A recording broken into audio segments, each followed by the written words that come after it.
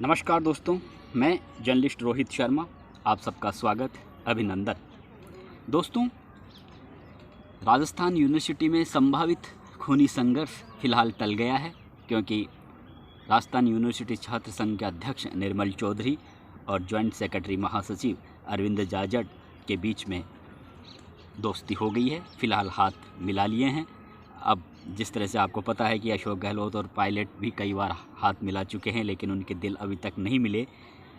अब अरविंद जाजड़ और निर्मल चौधरी के दिल मिले हैं या नहीं मिले, ये तो आने वाला समय ही बताएगा। लेकिन फ़िलहाल जो टेंशन का माहौल राजस्थान यूनिवर्सिटी में बना हुआ था, कैंपस में बना हुआ था, दोनों ही छात्र नेताओं के समर्थक आपस में जिस तरह से सोशल मीडिया में एक दूसरे पर भड़ास निकाल रहे थे और लगातार मामला उग्र होता जा रहा था, वह स्थिति अब दूर हो गई है। राजस्थान यूनिवर्सिटी के कैंपस में शांति का माहौल छा गया है।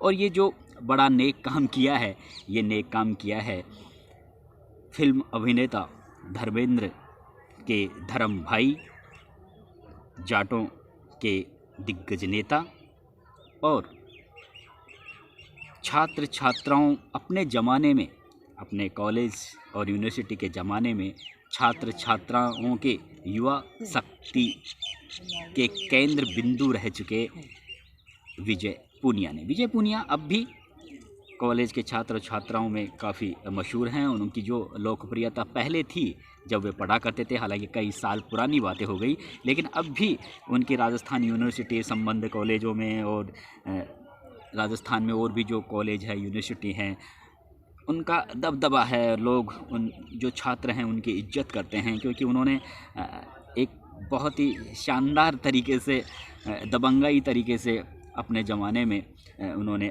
छात्र राजनीति की है और बाद में सक्रिय राजनीति में भी आए हैं। हालांकि वे राजनीति परिवार से ज़रूर ताल्लुकात रखते थे, लेकिन उन्होंने अपने दम पर युवा शक्ति के वो केंद्र बिंदु बने हैं। वो केंद्र बिंदु अब तक भी हैं। यही वजह रही कि जयपुर में जाट छात्रावास है, उनमें अरविंद जाजड़ और निर्मल चौधरी को बुलाया जाता है। विजय पूनिया खुद वहाँ पर मौजूद थे। और जब विजय पूनिया मौजूद हो, जाट छात्रावास हो, विजय पूनिया का दरबार सजा हुआ हो, तो चाहे कोई कितना ही दबंग छात्र नेता हो और चाहे कोई कितना ही दबंग व्यक्ति हो, उसे वहाँ पर आखिरकार झुकना ही पड़ता है और विजय पूनिया की बात माननी ही पड़ती है। और वही हुआ। निर्मल चौधरी और अरविंद जाजड़ अब एक मंच पर आए हैं। बहुत अच्छी बात है और ये होना भी चाहिए, क्योंकि आप यूनिवर्सिटी में और कॉलेज में पढ़ने जाते हैं तो आप दंगा फसाद करने के लिए नहीं जाते, बल्कि आप के ऊपर आपके पेरेंट्स, आपके मित्र, आपके रिश्तेदार और पूरा देश को आप पर उम्मीद टिकी रहती है कि आप भारत का नाम रोशन करेंगे, परिवार का नाम रोशन करेंगे, समाज का नाम रोशन करेंगे। लेकिन ये एक छात्र राजनीति की मजबूरी भी होती है कि कैसे जैसे छात्रों में पॉपुलर हुआ जाए, कैसे जैसे मीडिया में एक तरीके से सुर्खियाँ बटोरी जाए, तो उस हिसाब से भी इस तरह की वारदातों को छात्र नेता अंजाम देते रहते हैं। लेकिन ये तरीका किसी भी लिहाज से ठीक नहीं है। फिलहाल अरविंद जाजड़ और निर्मल चौधरी के बीच में हाथ दोनों ने मिला लिए हैं, लेकिन यहाँ पर एक बहुत बड़ा सवाल आकर खड़ा हो रहा है। और वो सवाल मैं विजय पूनिया से ही पूछना चाहूँगा कि सर, आपने जिस समय अरविंद जाजड़ और निर्मल चौधरी का आपने हाथ मिलाया, उस समय आपका जो भाषण था मैं सुन रहा था, सोशल मीडिया पर एक वीडियो वायरल हो रहा था। उसमें आप कह रहे थे कि अगर आप दोनों छात्र नेता इस तरह से आपस में लड़ेंगे तो किस तरह से आप परिवार का नाम रोशन कर पाएंगे, किस तरह से समाज का, किस तरह से छात्र हितों की रक्षा कर पाएंगे और किस तरह से आप देशभक्ति की, देश की सेवा कर पाएंगे इस तरह से अगर आप लड़ोगे। तो इस तरह की नसीहत आप दे रहे थे अरविंद जाजड़ को और निर्मल चौधरी को, और वहाँ पर और भी छात्र बैठे हुए थे। आपकी बात बिल्कुल सही, आपका भाषण बिल्कुल सही, और आपने जो बातें कही उसका मैं दिल से सलाम करता हूँ, सैल्यूट करता हूँ। लेकिन आपने उन बेटियों के बारे में नहीं पूछा, उन बेटियों के बारे में आपने उस समय क्यों नहीं सोचा जो बेटियाँ, यानी जो लड़कियाँ, जो गर्ल्स उस समय जब अरविंद जाजड़ ने निर्मल चौधरी पर हमला किया था, उस समय जो कार्यक्रम हो रहा था महारानी कॉलेज में, छात्र संघ पदाधिकारियों का कोई उद्घाटन समारोह था, उस समय जब ये बवंडर हुआ था, उस समय वहाँ पर हज़ारों लड़कियाँ बैठी हुई थी। और जिस तरह से वहाँ पर वातावरण बना, टेंशन का वातावरण बना, तो उस समय वहाँ पर बैठी हुई हज़ारों छात्रियों के दिलों, छात्राएँ थी, उनके दिलों पर क्या बीता होगा, किस तरह से वे खुद को वहाँ पर असुरक्षित महसूस कर रही थी। कुछ छात्राएं काफ़ी घबरा गई थी और मैंने देखा है बहुत सी जो लड़कियां होती हैं उनका दिल काफ़ी कमज़ोर होता है। अगर वे सड़क पे भी होती हैं, घर में भी होती हैं, अगर कोई उन्हें थोड़ा सा भी डांट फटकार लगा देते हैं तो वो फ़ौरन बिस्तर पर जाकर गिर जाती हैं। और कई छात्राएं इस तरह का वातावरण देखकर बेसुध भी हो जाती है, बेहोश भी हो जाती हैं। और उस समय जब इस तरह का वातावरण महारानी कॉलेज में पैदा हुआ था, जो उसमें दंगा फसाद की स्थिति हुई थी, एक दूसरे में घोसम पट्टी हो रही थी, उस समय बहुत सी लड़कियां काफ़ी टेंशन में आ गई थी। तो आपने उन लड़कियों के बारे में अब क्या सोचा है? आपने अपने बिरादरी के दोनों छात्र नेताओं को एक मंच पर आपने बिठा दिया, दोनों के बीच दोस्ती करवा दी और संभावित खूनी संघर्ष को आपने फ़िलहाल विराम दिलवा दिया। लेकिन उन छात्राओं का क्या होगा जो अब तक उस दर्द को सह रही है, यानी चाहे वे महारानी कॉलेज की जो छात्र संघ अध्यक्षा मानसी वर्मा हो और भी जो पदाधिकारी हैं जिन्होंने उस कार्यक्रम को आयोजन करवाया था। और आगे भी इस तरह के कार्यक्रम तो होंगे, आगे इस तरह का माहौल नहीं पनपे और ख़ास तौर से महिला महाविद्यालयों में, तो उस दिशा में आपने उन छात्र नेताओं को क्या नसीहत दी?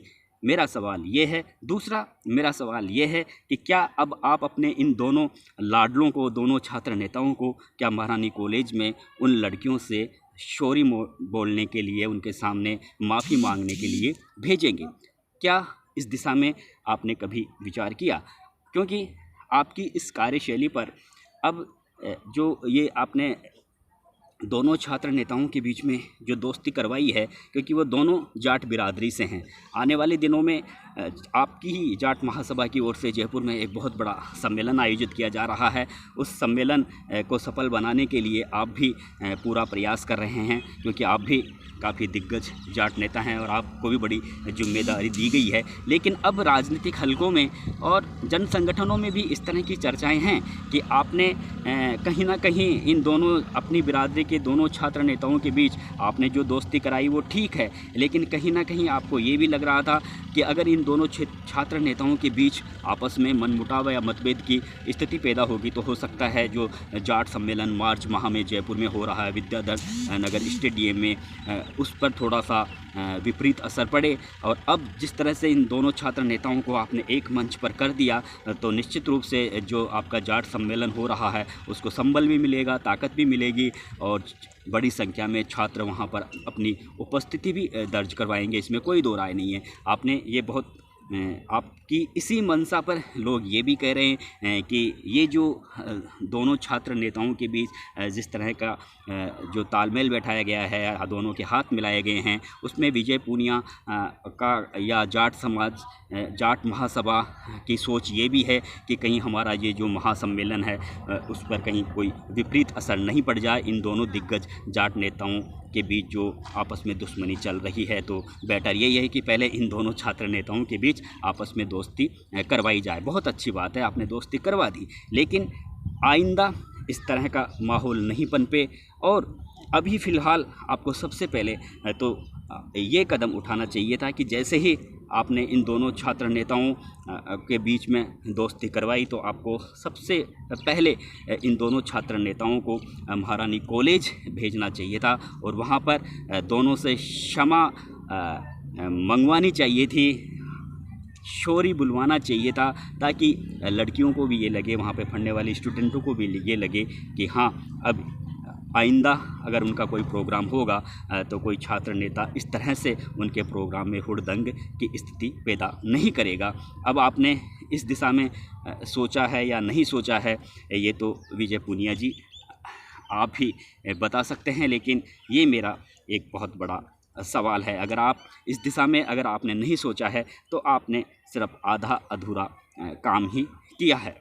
तो ये देखिए दोस्तों, जो छात्र राजनीति में इस तरह का वातावरण ज़रूर बनता है, लेकिन ये पहली बार देखा गया है कि कोई दो छात्र नेता, यानी राजस्थान यूनिवर्सिटी के कई बार मैंने देखा है अलग अलग अखिल भारतीय विद्यार्थी परिषद का कोई अध्यक्ष बन जाता है तो महासचिव कांग्रेस NSVI का बन जाता है। इस तरह की विरोधाभास स्थिति ज़रूर जो नतीजे आते हैं छात्र संघों के उसमें होते हैं, लेकिन एक मंच पर अलग अलग मंचों पर या यूनिवर्सिटी कैंपस में अलग अलग जगहों पर इस तरह की झड़पें हो जाती है, लेकिन कोई कार्यक्रम में इस तरह से सरेआम हजारों लोगों के जो भीड़ हो और वो कार्यक्रम महारानी कॉलेज में हो, महारानी कॉलेज की छात्राओं की ओर से आयोजित करवाया गया हो, उस कॉलेज में एक बड़ा छात्र नेता दूसरे बड़े छात्र नेता पर इस तरह का जो हमला करने की जो बात हुई है वो मेरे ख्याल से राजस्थान यूनिवर्सिटी के इतिहास में पहली बार हुई है। तो ये इस तरह का जो वातावरण बना है, ये इस तरह का वातावरण वास्तव में उस सरकार की उस प्रयास पर भी एक तरीके से कालिख पोतता है कि जब यहाँ पर छात्र संघ के चुनाव नहीं हो रहे थे तो अखिल भारतीय विद्यार्थी परिषद और NSVI के सभी छात्र पदाधिकारी, यानी तब उस समय तो आप तमाम तरह के छात्र संगठन एक होकर छात्र संघ चुनाव करवाने के लिए की मांग को लेकर राज्य सरकार के खिलाफ सड़कों पर आते हैं। और जब आपकी सरकार ने छात्र संघ चुनाव करवाने की ये प्रक्रिया शुरू की है तो आप इस तरह से कि हुड़दंग की स्थिति पैदा करते हैं, इस तरह का माहौल पैदा करने की कोशिश करते हैं जिसमें छात्र आपस में बढ़ जाते हैं और एक दूसरे के खून के प्यासे हो जाते हैं। वो भी जो राजस्थान यूनिवर्सिटी छात्र संघ के दो बड़े पदाधिकारी। तो जब बड़े पदाधिकारी इस तरह की गतिविधियों को अंजाम देंगे तो निश्चित रूप से जो दूर दराज के गाँवों से जो इंटेलिजेंट